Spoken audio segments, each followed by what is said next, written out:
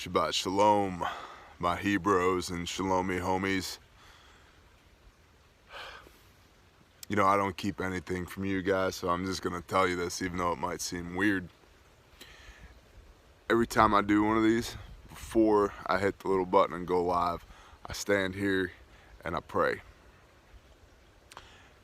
And I pray, amongst many things, that the Father will be manifested in me, and that it'd be His words, not mine, this morning. And I was standing here doing that, and like right here, like right there. You ever been somewhere and you can feel somebody looking at you? You can feel eyes on you. I just had the most incredible reptile brain gut reaction to somebody standing 2 feet away from me while I had my eyes closed, arms lifted, praying. I opened my eyes. There wasn't somebody there, but man, there was the ethereal impression of something that had just left. Does that make any sense? And I mean in a good way, in a very good way. Like two feet away, like boom, right there. That's good. The Comforter, Ruach HaKodesh. We had a terrible storm here last night. I am standing in the sukkah because it gives me comfort and joy, and it reminds me of covenants. If we are obedient, then we will be blessed. Keep the feasts, meet with the Father at the anointed times, do His will for your life, and stand back and be blessed. I am sick. I don't care. I'm not dying. It's okay. But we had a hellacious storm here last night, and my wife stayed up most of the night because there were tornado watches and warnings, and it was pretty bad up there in Ozark, Lahomas. North of here was pretty rough, and here in Arklatex, Lahomas was not great. But I'm happy to report, just on the brief look around that I've had, everything's still here, everything's still standing. The creek's certainly running this morning. I don't know if you guys can hear it or not. Probably over this big flapping jaw, I don't think so. But everything's still here. All the trees are upright. The houses are here. And none of the animals got picked up and spiraled away to the land of Oz. So that's a blessing. When I get done with this, I will respond to the myriad emails and text messages amongst the network of saints and let everybody know that we're okay on this end and find out who needs help on their end. But I'm happy right now to be right here with this gentle breeze blowing and the creek running, standing in the sukkah.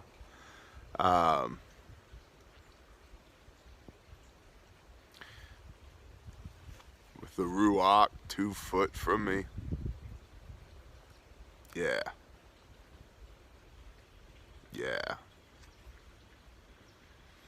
Good days. Good stuff. Marlo, I'm sorry that the Ruach has tickled your heart to read along ahead of us. It's okay. It's okay. I have all the Bibles, and they're all read to different points. So I have to remember which Bible I was reading, so that we can pick up where we left off. But it's good. You should keep your nose in this book. We should all keep our noses in this book, Shabbat or not, daily, on the daily.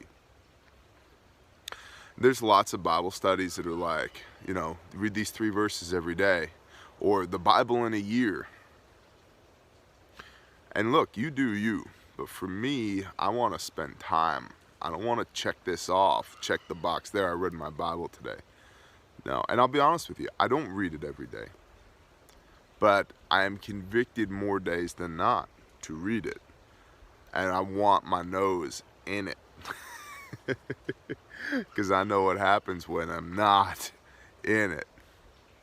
So, with that, let's pick up Bereshit 46, Genesis 46. By the way, I have no idea if Bereshit is the appropriate pronunciation at all, because I might be a Hebrew, but I don't speak Hebrew. So, we're just going to go with Bereshit. And somebody out there in the ones and zeros will let me know. But we're going to pick up in 46. Okay, so we're still smack dab in the middle of the story of Joseph. And there's a lot going on here where I'm hoping to conclude today. There's a lot going on here. We have we're coming to the establishment of the 12 tribes of Israel through the line of Jacob, Jacob, who is renamed Israel after he wrestles with who? Yeshua. So, it says he wrestled with God. And no man can look upon his face and live. So who was he wrestling with?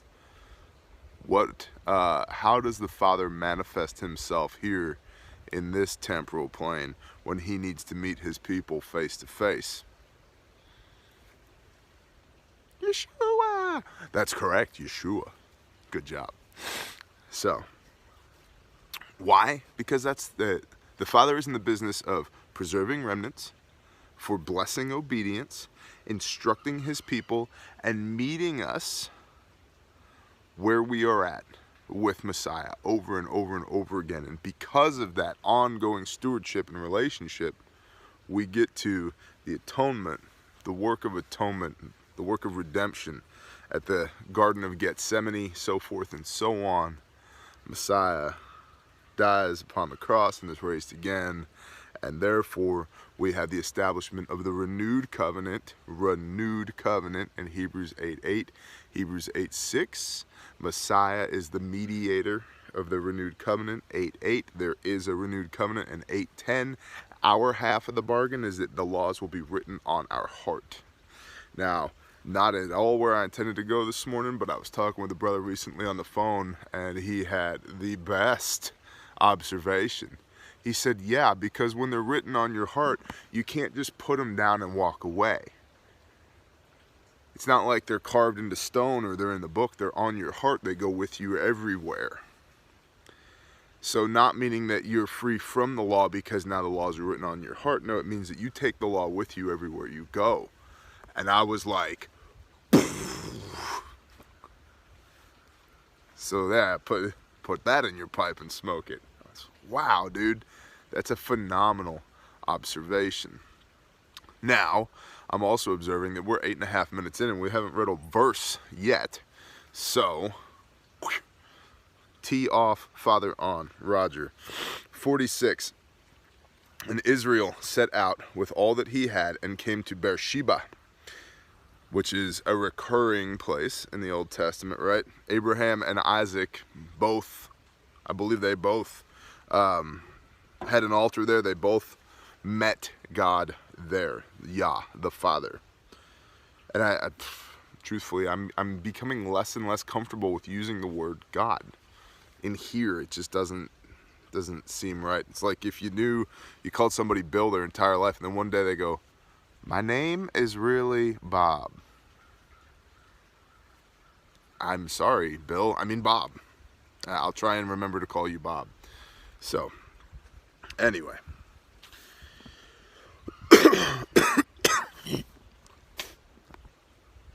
And slaughtered slaughterings to Elohim, to the Elohim of his father Isaac. And Elohim spoke to Israel in the visions of the night and said, Jacob, Jacob. And he said, here I am. And he said, I am the Elohim of your father. Do not be afraid to go down to Mitzrayim, for I shall make you there into a great nation.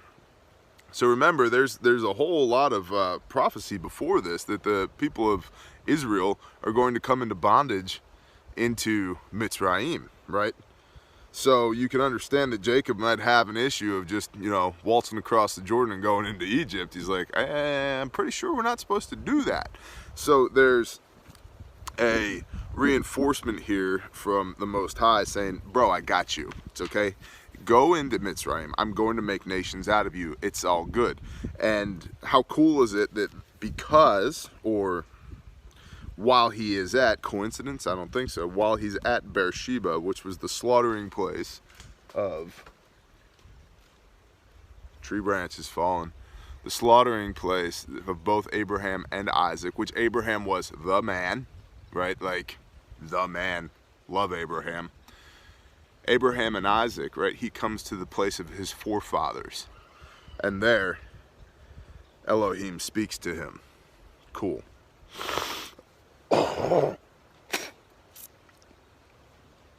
I myself am going down with you to Mitzrayim, and I myself shall certainly bring you up again. I'll be with you. Don't worry. I'll get you in. I'll get you out again. And let Joseph put his hand on your eyes. And Jacob rose up from Beersheba, and the sons of Israel brought their father Jacob and their little ones and their wives in the wagons which Pharaoh had sent to transport him. And they took their livestock and their property which they had acquired in the land of Canaan, and came into Mitzrayim, into Egypt, and Jacob and all his seed with him. 66 people. It's numbered anywhere between 66, 70, and 75, depending on who you ask and the whole deal and whatnot. But Jacob's household was 66. Then you count Joseph and his wife and his 2 sons, turns into 70. And then the sons of Ephraim and Manasseh were 5, which totals 75, which is why you have the New Testament refers to the 75. I think it's in Timothy, refers to 75.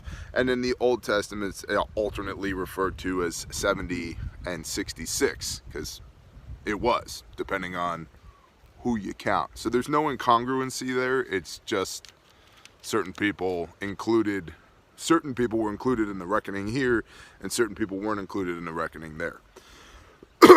Okay. All his seed with him.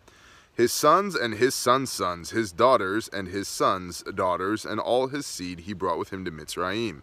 His daughters, remember, he only had one daughter, Dinah, but he had multiple daughters-in-law. So,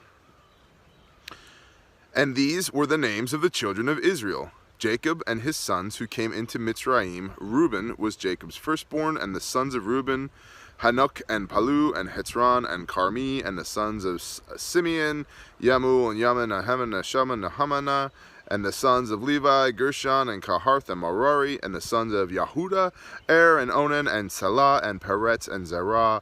But and Onan died in the land of Canaan, and the sons of Peretz were Hetzon and Hamul, and the sons of Issachar, Tola and Puah and Yob and Shimron, and the sons of Zebulon, Sered and Elon, fast cars, yo, and Yahalele, Yaleel, and these were the sons of Leah, or Leah, whom she bore to Jacob and Padan Aram with his daughter Dinah. All the beings of his sons and daughters were 33. And the sons of Gad, Siphion and Haggai and Shuni and Etzbon and Eri and Aradai and Areli, maybe Shebadiah.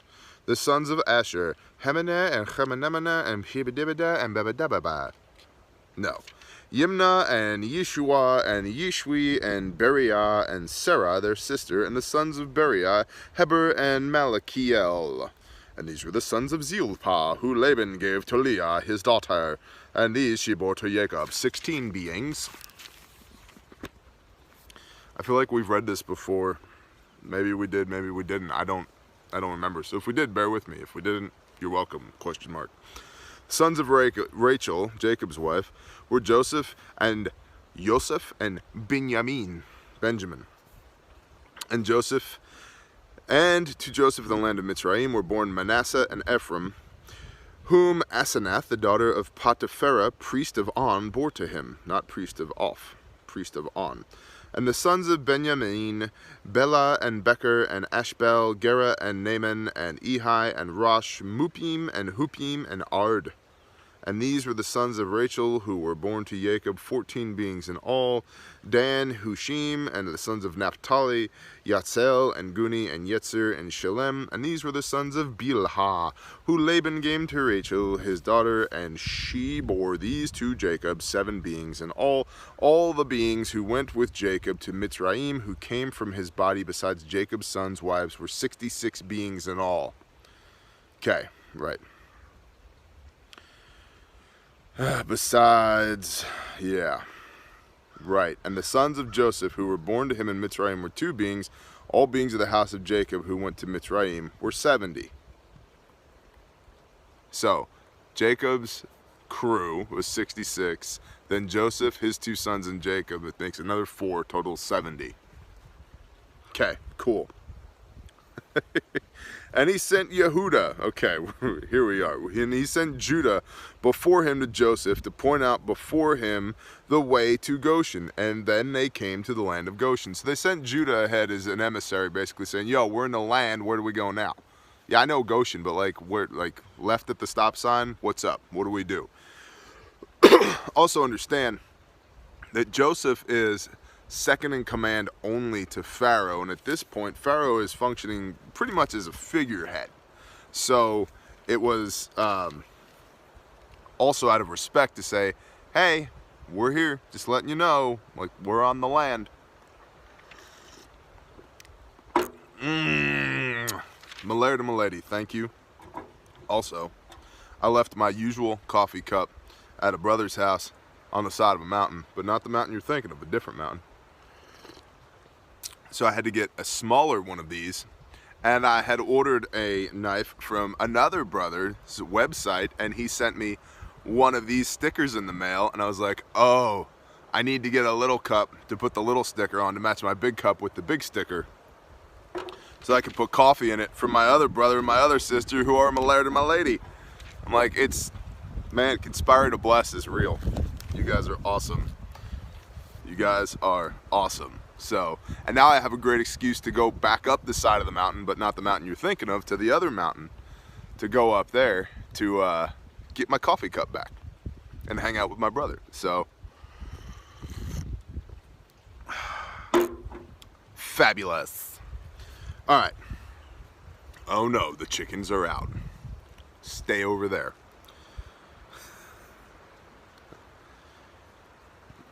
Thank you for turning my page, wind.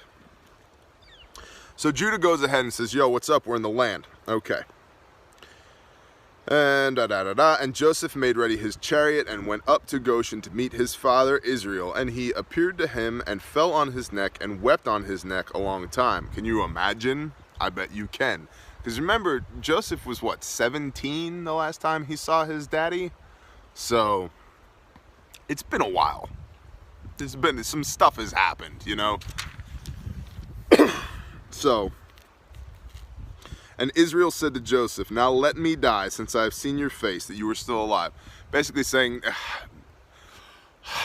big sigh of relief, right? Now I can die. I have seen your face, you're still alive, good. It's almost as saying, like, man, these Hebrews have a funny way of phrasing things sometimes. It's almost as if saying, all right, my life is complete now. I've seen your face and you're still alive. And Joseph said to his brothers and to his father's household, all 66 of them, I am going up to inform Pharaoh and to say to him, my brother and those of my father's house who were in the land of Canaan have come to me. Yeah, he's going to Pharaoh to say, yo, my people are here. Out of respect, because Joseph may be second in command to Pharaoh, but Joseph hasn't forgotten that he is second in command to Pharaoh, right? There's a lesson there. One of the 48 laws of power by Robert Greene is do not outshine the master.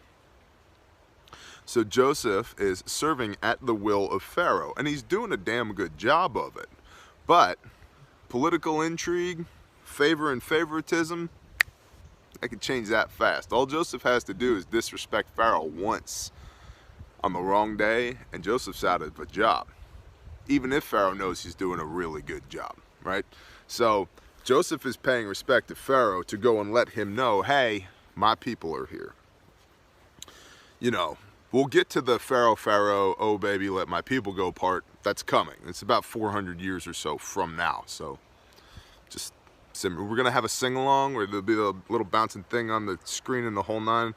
It'll just be like Spruce Lake Summer Camp in Pennsylvania, you know, circa 1990 something when I was there. Was it 90? Yeah, 1990 something. It's great. It was funny. Spruce Lake Summer Camp, Christian Summer Camp. My parents made me go there many times. And I was only even remotely interested in going because I had a good buddy whose parents made him go there as well. Really one of my best friends growing up. And everybody there was city kids, except for me. So they were all like shocked to be in the woods and knew nothing, and I would disappear all day into the woods and only come back for dinner every night. And so I spent 2 weeks in the woods, somebody else's woods rather than my own. But they did make us sing Pharaoh, Pharaoh, oh baby, make my people go, or let my people go, or something. So I don't know why it's in there. I don't know why it came out here, but there you go. Moving on. So, and the men are shepherds, and they have been men of livestock, and they have brought their flocks and their herds and all that they have. And it shall be, when Pharaoh calls you and says, what is your occupation? That you shall say, your servants have been men of livestock from our youth, even till now, both we and also our fathers, so that you dwell in the land of Goshen. For every shepherd is an abomination to the Mitzrites. The Egyptians don't like shepherds, so he's saying, you go over here to Goshen, away from the Mitzrites. And if you're asked, hey man, what's up with you guys? What do you guys do? We're shepherds. Don't lie about it. Just tell them we're shepherds. We've been shepherds. That's what we do. We're shepherds. My daddy was a shepherd, right? Let them know. Okay. Then Joseph went and spoke. This is 47, by the way. Oh, new chapter. That means we got to drink coffee. I really hope the wind's not too bad for you guys. We did, like, there were tornadoes all around us last night, so please bear with it. Simmer down! Pine tree comes crashing down on my head. Yeah, that's what I thought. Sorry, sir.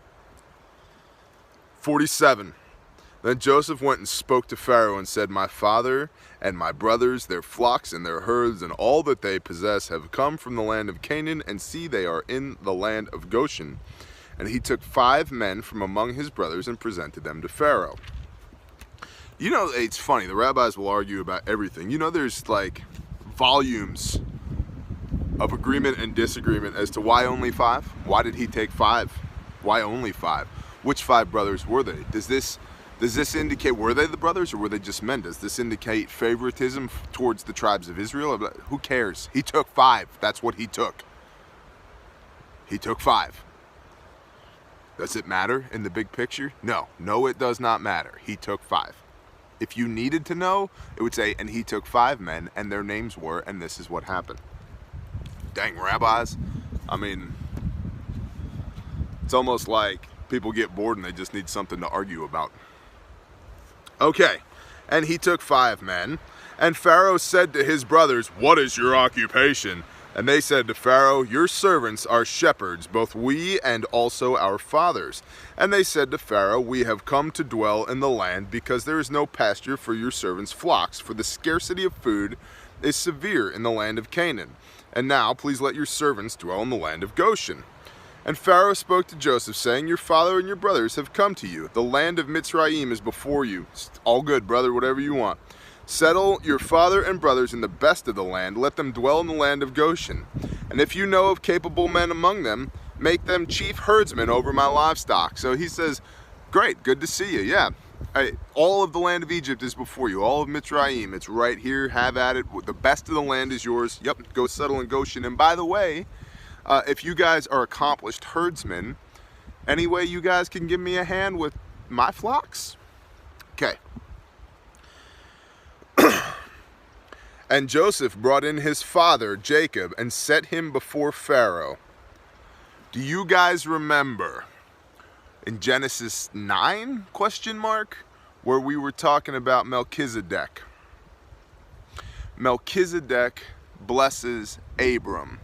Abram tithes to Melchizedek. Do you remember the discussion about that relationship there? The more powerful blesses the less powerful. The less powerful tithes to the more powerful. I think our selfie stick is going to get blown off this ladder by this wind. My coffee cup's doing this on the ladder. Father's will. It will be what it will be. Green stuff. All right. Joseph brings in his daddy, Jacob. You may have heard of him from this little tribe of Abraham, Isaac, and Jacob. Yeah, Jacob, Israel. And 47:7, and Joseph brought in his father, Jacob, and set him before Pharaoh. And Jacob blessed Pharaoh. Okay, just so we're all on the same page about who's talking to who here. Who outranks who, right? And Pharaoh said to Jacob, "How old are you?" And Jacob said to Pharaoh, "The days of the years of my sojournings are 130 years. Few and evil have been the days of the years of my life, and they have not reached the days of the years of my life of my fathers in the days of their sojournings." All right. And Jacob blessed Pharaoh and went out from before Pharaoh. All right. Pharaoh asks Jacob how old he is. Jacob says, 130 years, sir.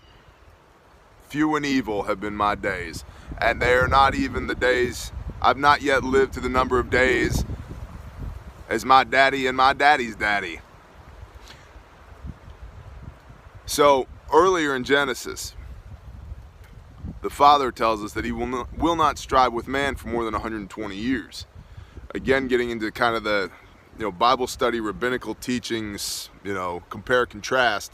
There's a lot of thought here that the Mitzrites, the Egyptians, did not live as long as the Hebrews. That the Hebrews lived considerably longer than the Egyptians did. So perhaps that's what it means when it says earlier in Genesis that the Father will not strive with man more than 120 years, yet you've got these Hebrews running around living 50%, 60%, 70% longer than that.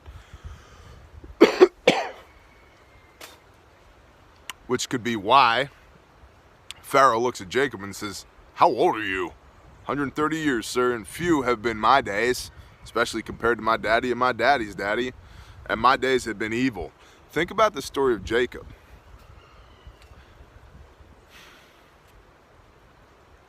Jacob has not had, Jacob's had a life, we'll put it that way. He's had some stuff, man. This dude has gone through some stuff. The stuff with Laban, and with Rachel and Leah, and with Esau, and the birthright, and the blessing from Isaac, and the, oh, by the way, we're going to go up on the side of this mountain, right? He's had some stuff. He needs a nice comfy couch and a glass of hot tea, and somebody to talk to with a legal pad and some glasses perched on the tip of their nose. So, few have been his days and they've been evil. Meaning, like, he's gone through some stuff. So, again, remember, Jacob blesses Pharaoh. Pharaoh says, "How old are you?" 130 years and few have been my days and they've been evil. Jacob blesses Pharaoh again, then he's out. I wonder what, think about it from Pharaoh's perspective.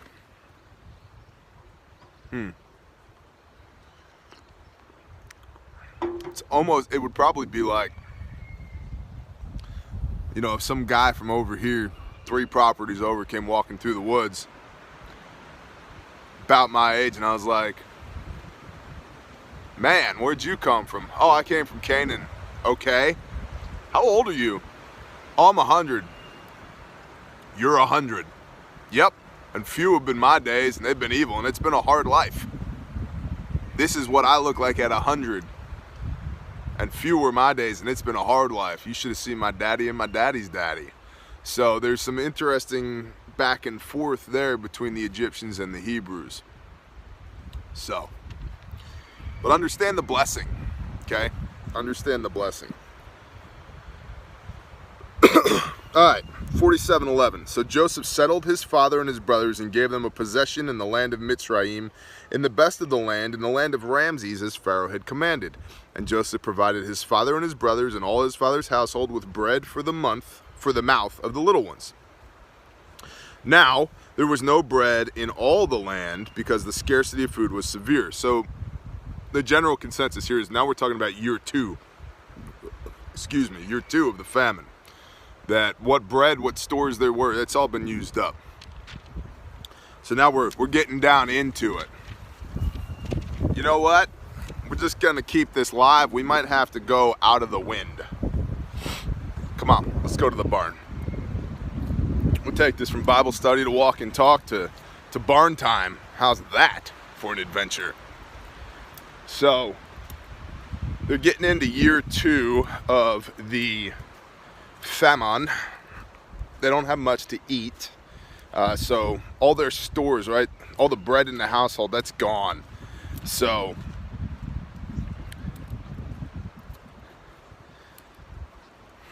we've talked previously, guys, about can you withstand a 40 or a 7-year famine? I mean, that's a big deal. It's a really big deal. Yeah, we're in the barn. You know what? I am going to pause this and turn the lights on. Hold on. All right, so we're in the barn now. Sorry about that. The wind, though it's tremendous. All right, so where were we? Right. Year 2 of the famine. There was no bread in all the land, 47:13, because the scarcity of food was very severe in the land of Mitzrayim. And all the land of Canaan became exhausted from the scarcity of food.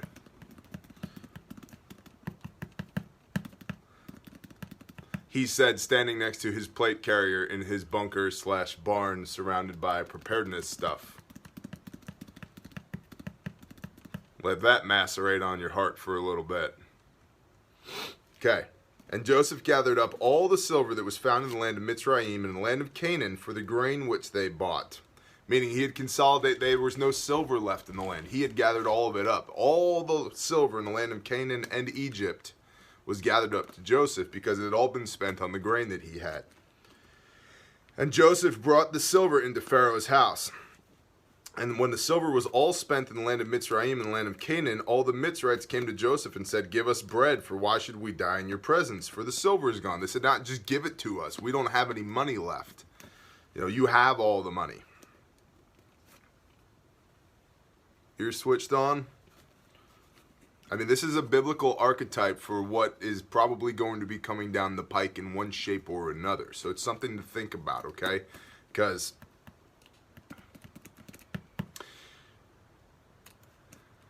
we are in the fat times, the end of the fat times, right? So what is the lean time going to look like? All right, so there'll be money, right? There'll be silver. How many times have people talked about silver for bartering post-SHTF? Okay, cool. Well, it's all going to get gathered up, and then what? When the people have no more silver, and then what? Okay. And Joseph said, "Give your livestock, and I give you bread for your livestock, if silver is gone."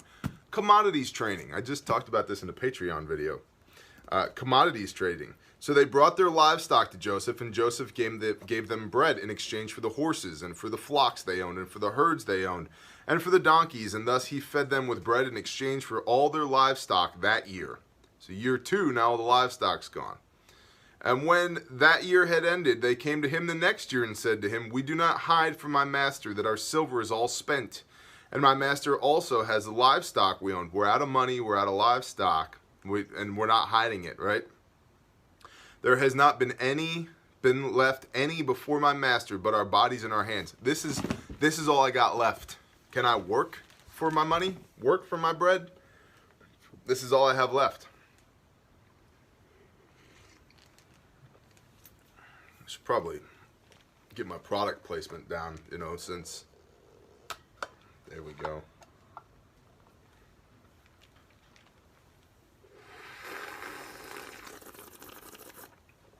All right. They're like, we got nothing left, bro. Now what? Now what do we do? It's much warmer in here out of the wind. So, why should we die before your eyes, both we and our land? Buy us and our land for bread, and let us and our land be servants of Pharaoh. And give us seed, and let us live and not die, and let the land not lie waste. And Joseph bought the entire land of Mitzrayim for Pharaoh, because every man of the Mitzrites sold his field, because the scarcity of food was severe upon them. And the land came to be Pharaoh's. He who controls the food controls the people. And remember, an army marches on its stomach. And as for the people, he moved them into the cities from one end of the borders of Mitzrayim to the other. Only the ground of the priests he did not buy, for the priests had from what Pharaoh gave them by law, and they ate that which Pharaoh gave them by law. Therefore they did not sell their ground. And Joseph said to the people, look, I have bought you and your land today for Pharaoh. Look, here is seed for you, and you shall sow the land. And so basically what we have here, we have this idea of slavery, right? I think these guys were more like bond servants. They worked the land. They kept 4/5, as we'll see. They gave 1/5 to Pharaoh, and they made this arrangement so that they would remain fed during the famine, the scarcity of food.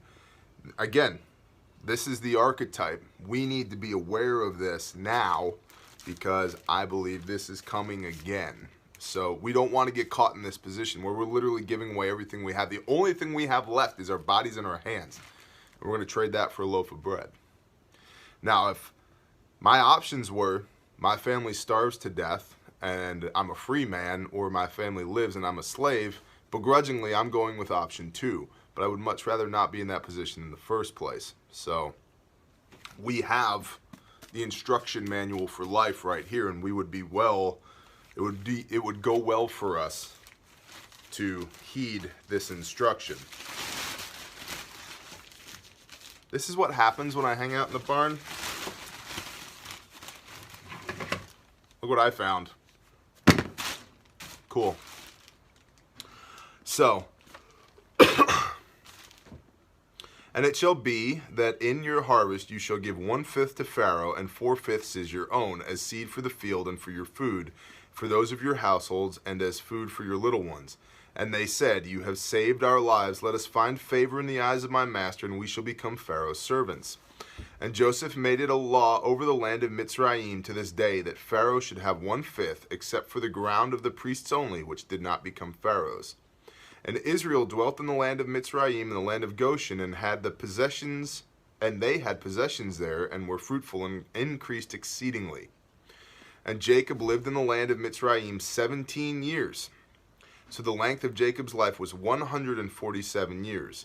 And the time for Israel to die drew near. And he called his son Joseph, and said to him, now, if I have found favor in your eyes, please put your hand under my thigh, and show loving commitment and truth to me. Please do not bury me in Mitzrayim. But I shall go lie with my fathers, and you shall take me up out of Mitzrayim, and bury me in their burial place. And he said, I do as you have said. And he said, swear to me. And he swore to him, and Israel bowed himself on the head of his bed. And there's a question mark on that translation there. It should be more along the lines of Israel leaned on his staff and bowed down. Does it matter? Only because there's a Hebrews, I think, 11:11 translation that says that he leaned on his staff, and then that creates some incongruency there. But there you go. Whatevs, bro. 48, new chapter. Drink coffee. Yes, sir.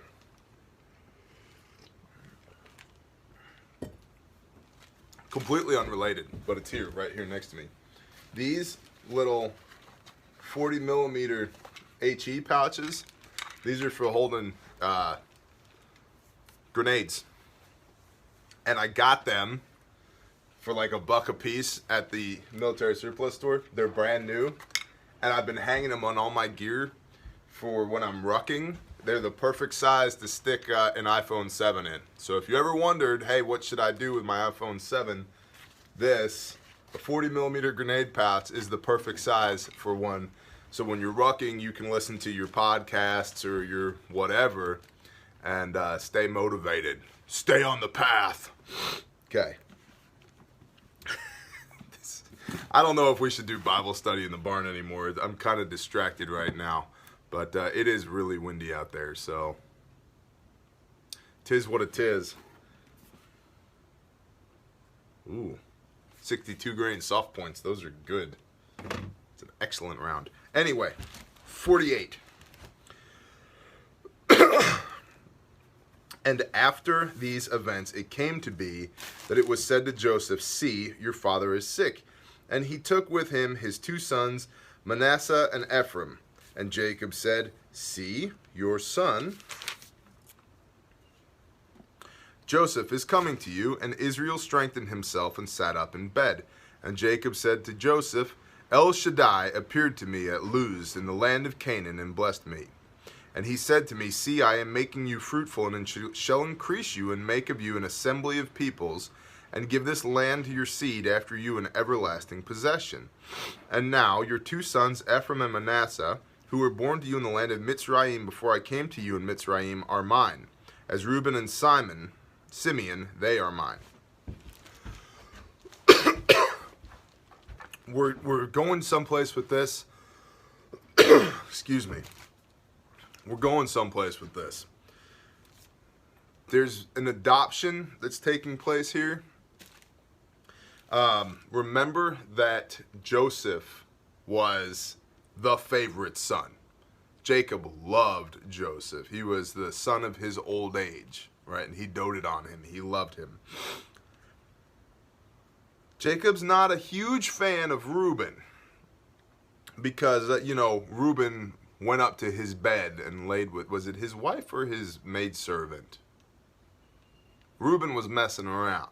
So, now Reuben was his firstborn, right? And firstborn is due a double portion.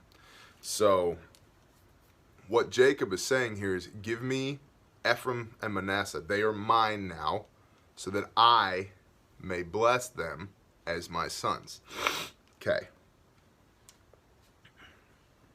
Your offspring whom you shall bring forth after them are yours, and let them be called by the name of their brothers in their inheritance. And I, when I came from Padan, that's Padan Aram,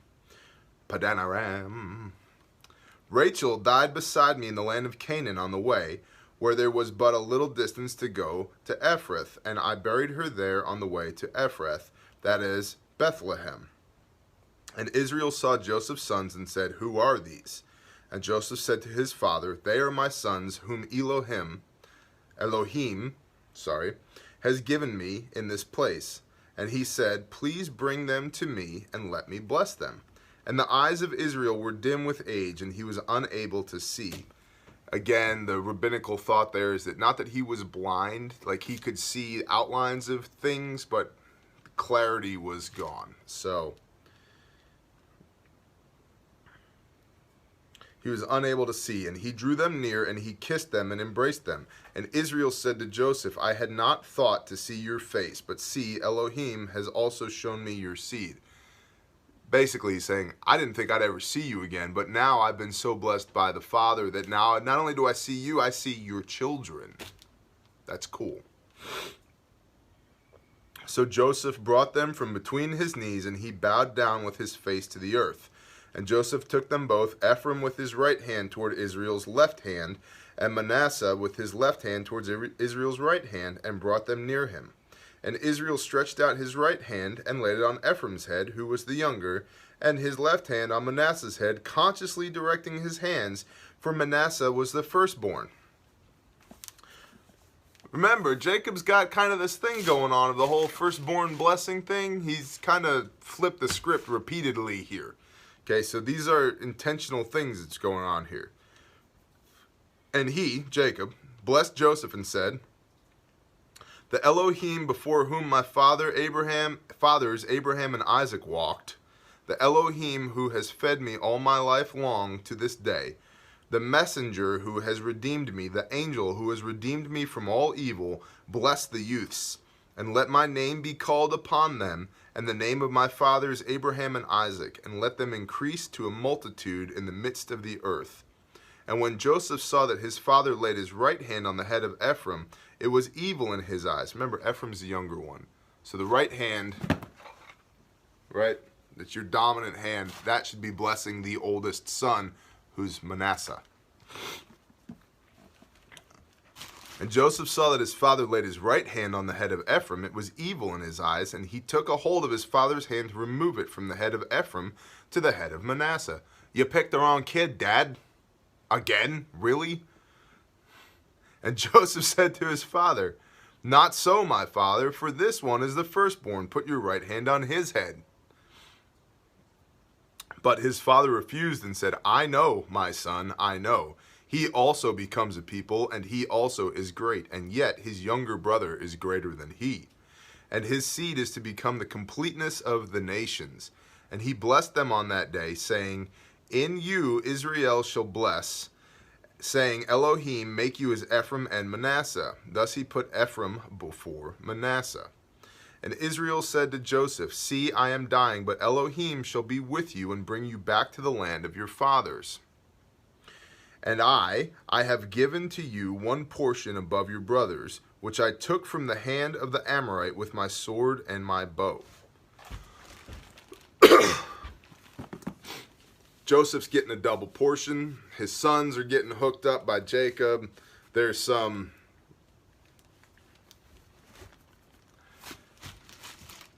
hierarchy that existed in that day of how things should be handed down, how things are to be done. And Jacob is yet again playing with the hierarchy, which, I mean, think about it. Laban jammed him up with the same thing. Oh, in our country, it's customary that you marry the firstborn daughter first. So he ended up with Leah, you know, the chick with the cinnamon buns on the side of her head. So, you know, in a galaxy far, far away, it's hard to herd sheep out there in space. The little helmets don't fit, and it's tough. So, but Laban jammed him up with that. And now here he is. He's like, no, we're not doing it this way. We're doing it my way. Which we have to say is the urging of the Spirit, right? Which at that time, these people literally walked with who? With Yeshua. Literally walked with him. So we have to assume that they were being led appropriately. So, 49 is where I was hoping to get to, and here we are, what, 50 minutes later. We are, and I don't normally do this, but I've been consulting all the Bibles this morning and last night, Erev Shabbat, which is Friday evening, and trying to make sense of all of these blessings that Jacob is about to give to the 12 tribes of Israel.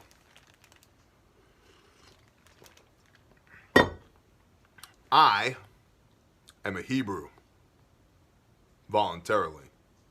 I don't speak Hebrew. And I don't quite understand all of this. So I've done a bunch of research, and I did print this out from BibleStudyTools.com. This is their Genesis 49 commentary. And so we're into the patriarchal blessings, which is what we're getting into, right? See, look, I printed, I did it. Look, Dad, look what I did. So we're going to read through this, and then we're going to come back. You know what we're going to do? I'm going to pause right here, and then I'm going to do a standout for the patriarchal blessings as well. So hold on. All right, so as we were saying, Genesis 49, patriarchal blessings. Let's go ahead and get into the book. And Jacob called his sons and said, gather together. Remember, he's dying, right? Gather together so that I declare to you what is to befall you in the last days. Gather together and hear, your sons, you sons of Jacob, and listen to Israel, your father. Reuben, you were my firstborn, and I kind of want to throat punch you. My power and the beginning of my strength, the excellency of exaltation and the excellency of power. Boiling like water, you do not excel, because you went up to your father's bed, then you defiled it. He went up to my couch. Water, boiling like water, there's again like all the rabbinical teachings and agreement and disagreement and the whole nine. But basically, restless has been attributed to Reuben, and also not very dependable. And I think it was, is it in here? Is it in this thing? Reuben, again, from BibleStudyTools.com. Yeah, their words, not mine, but I needed some clarity on this, and now I'm bringing it to you. Reuben forfeited by his crime the rights and honors of primogeniture, the firstborn. His posterity never made any figure. No judge, prophet, nor ruler sprang from his tribe. Cool. Okay. Simeon and Levi are brothers. This is 49:5. Their weapons are implements of violence. Let my being not enter their council. Let my esteem not be united to their assembly, because they killed a man in their displeasure, and they lamed an ox in pleasure. Cursed be their displeasure, for it is fierce, and their wrath, for it is cruel. I divide them in Jacob, and scatter them in Israel. Simeon and Levi were associated in wickedness, and in the same prediction would be equally applicable. Simeon and Levi were associated with wickedness, and the same prediction would be equally applicable to both their tribes. Levi had cities allotted to them in every tribe. On account of their zeal against idolatry, they were honorably divided in Jacob, whereas the tribe of Simeon, which was guilty of the grossest idolatry and the vices inseparable from it, were ignominiously scattered. Okay. I divide them in Jacob and scatter them in Israel. Cool. So this is like a patriarchal blessing, but it's also prophecy of what's to come. So here we go. 49:8. Judah, Yehuda. You, Yehuda, your brothers praise you, and your hand is on the neck of your enemies. Your father's children bow down before you. Judah is a lion's cub. From the prey you have gone up, my son. He bowed down, he crouched like a lion, and like a lion who does rouse him. The scepter shall not turn aside from Jehudah, nor an inscriber from between his feet, until Shiloh comes, and to him is the obedience of peoples. Genesis 49:8 through 12. Judah, a high preeminence is destined to this tribe, as seen in Numbers 10:14 and Judges 1:2. That's the wind blowing the barn door, because it's really windy outside. Besides the honor of giving them the name of the promised land, David, and a greater than David, the Messiah, sprang from it. Chief among the tribes, it grew up from a lion's whelp, that is, a little power, till it became an old lion, that is, calm and quiet, yet still formidable. 49:10, until Shiloh comes. Shiloh, this obscure word, is variously interpreted to mean the sent, John 17:3, the seed, Isaiah 11:1, the peaceable or prosperous one, Ephesians 2:14, that is the Messiah, Isaiah 11:10 and Romans 15:12. And when he should come, the tribe of Judah should no longer boast either an independent king or a judge of their own. That's from Calvin. The Jews have been for 18 centuries without a ruler and without a judge since Shiloh came, and to him the gathering of the people has been. So there you go, prophecy. So from the tribe of Judah, we get the promised land, David, and the Messiah. Okay, and so that's kind of a big deal right there. I mean, teensy weensy little tiny bits. All right, let's go. Genesis 49:13. Or we'll start at 11. Binding his donkey to the vine, and his donkey's colt to the choice vine, he washed his garments in wine, and his robes in the blood of grapes. His eyes are darker than wine, and his teeth whiter than milk.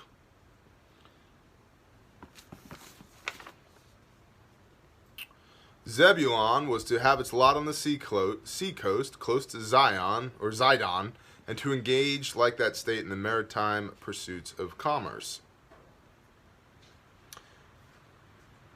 Somebody's burning trash too. It's a terrible day for it. Why would you do that?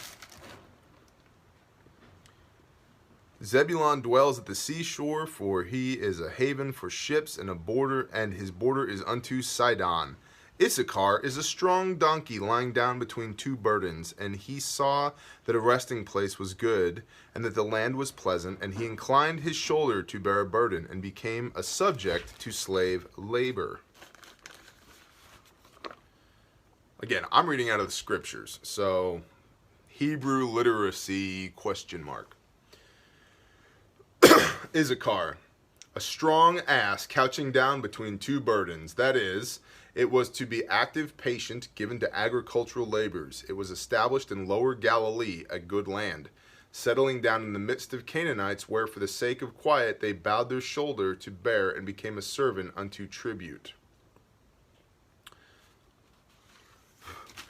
Dan rightly rules his people as one of the tribes of Israel. Dan is a serpent by the way, an adder by the path that bites the horse's heel so that its rider falls backwards. I have waited for your deliverance, O Yahweh. Dan, though the son of a secondary wife, was to be as one of the tribes of Israel, a judge. A serpent or an adder implies subtlety and stratagem. Such was preeminently the character of Samson, the most illustrious of its judges. Gad, a raiding band, raids him, but he raids its heel. This tribe should often be attacked and wasted by hostile powers on their borders. Judges 10:8, Jeremiah 49:1. But they were generally victorious in the close of their wars. Bread from Asher is rich, and he gives delicacies of a sovereign. Asher, blessed. Its allotment was the seacoast between Tyre and Carmel, a district fertile in the production of the finest corn and oil in all of Palestine. Cool. Naphtali is a deer let loose. He gives words of elegance. Naphtali, the best rendering we know is this. Naphtali is a deer roaming at liberty. He shooteth forth goodly branches, or majestic antlers.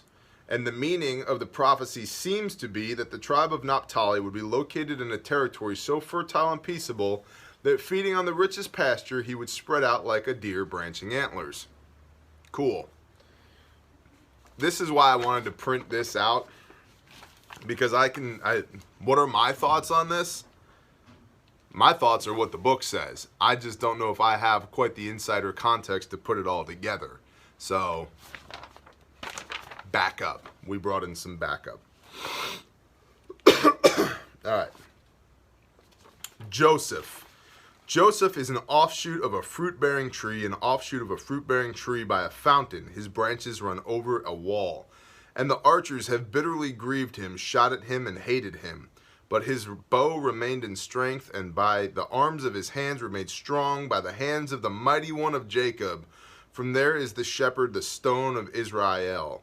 From the El of your father, who helps you, and by the Almighty, who blesses you with blessings of the heavens from above, blessings of the deep that lies beneath, blessings of the breasts and of the womb. The blessings of your father have excelled the blessings of my ancestors, up to the limit of the everlasting hills. They are on the head of Joseph, and on the crown of the head of him who was separated from his brothers. So, yeah. Like, Gad gets one line and Joseph gets 3 paragraphs. Favoritism much? But again, we knew Joseph was Jacob's favorite. Okay. 49:22, a fruitful bow denotes the extraordinary increase of that tribe. Compare Numbers 133 through 35, Joshua 17:17, and Deuteronomy 33:17. The patriarch describes him as attacked by envy, revenge, temptation, ingratitude, yet still by the grace of God he triumphed over all opposition, so that he became the sustainer of Israel. And then he proceeds to shower blessings of every kind upon the head of this favorite son. The history of the tribes of Ephraim and Manasseh shows how fully these blessings were realized. So yeah, there's that for you. And I know this is running long, guys, so feel free to pause, take a bio break, come back, whatever. Doing our best. But I wanted to get through 49, but I wasn't going to bounce through 47 and 48 without giving them their due diligence, just so we could get to 49. Because, as we've said before repeatedly over and over and over again, see, unless you're watching the standalone portion, go watch the whole thing. But I wanted to not plow 46 and 47, 48, because we're just going to read the Bible together. That's what we've been doing, is reading the Bible together. And if we didn't read that, then we wouldn't be reading the Bible together, would we? We would start to creep into the realm of cherry picking, and that's not what we're going to do here. All right. Benjamin, is a wolf that tears in the morning. He eats prey, and at night he divides the spoil. Benjamin. This tribe, in its early history, spent its energies in petty and inglorious warfare, and especially in the violent and unjust contest, Judges 19:1 through 20:48, in which it engaged with the other tribes when, notwithstanding 2 victories, it was almost exterminated. All these are the 12 tribes of Israel, and this is what their father spoke to them, and he blessed them, and he blessed each one according to his own blessing. And he commanded them and said to them, I am to be gathered to my people. Bury me with my fathers in the cave that is in the field of Ephron the Hittite, that Abraham bought for 400 pieces of silver. Remember that? In the cave that is in the field of Machpelah, which is before Mamre in the land of Canaan, which Abraham bought in the field of Ephron the Hittite as a possession for a burial site. There they buried Abraham and Sarai, his wife. There they buried Isaac and Rebekah, his wife, and there I buried Leah. The field purchased, and the cave which is in it, from the sons of Heth. And when Jacob ended commanding his sons, he drew his feet up into the bed and breathed his last, and was gathered to his people. The end of 49.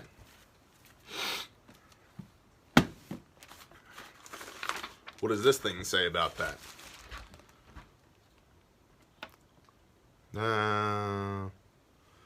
All these are the 12 tribes of Israel, or ancestors. Jacob's prophetic words obviously refer not so much to the sons as to the tribes of Israel. The charge had already been given and solemnly undertaken in Genesis 47:31, but in mentioning his wishes now and rehearsing all the circumstances connected with the purchase of Machpelah, he wished to declare with his last breath before all his family that he died in the same faith as Abraham.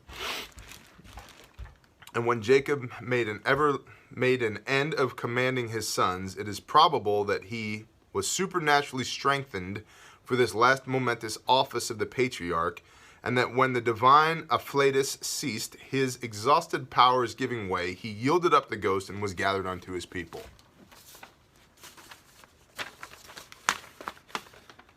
Again, guys, this is from BibleStudyTools.com. This is their Genesis 49 commentary, so you can Google that if you want this, or find one of your own. And I'll be the first to admit it's not the greatest, but I'll also say it's probably better than I could have done on my own.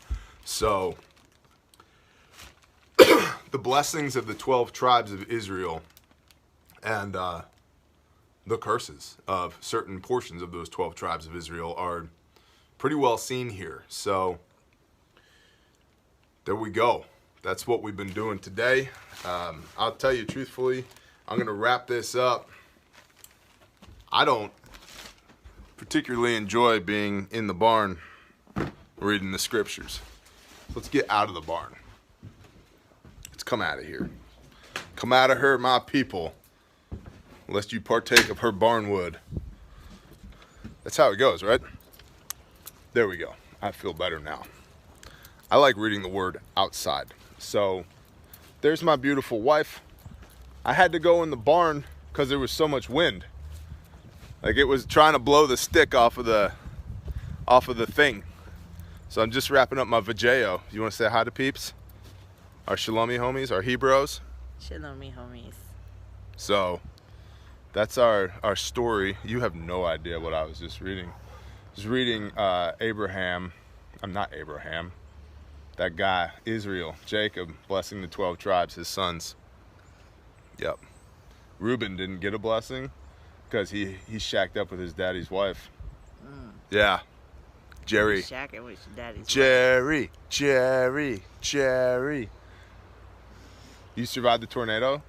Yeah. Yeah. Yeah, it was crazy. It was crazy. Worcester had 85-mile-an-hour winds. 85-mile-an-hour winds. There you go. That's why I was in the barn shooting this video. Yeah. So, all right. Shalom, y'all. Shalom. We love you guys. Happy Shabbat. Keep it between the lines, and we're fine. We didn't get tornadoed, so we'll see you soon.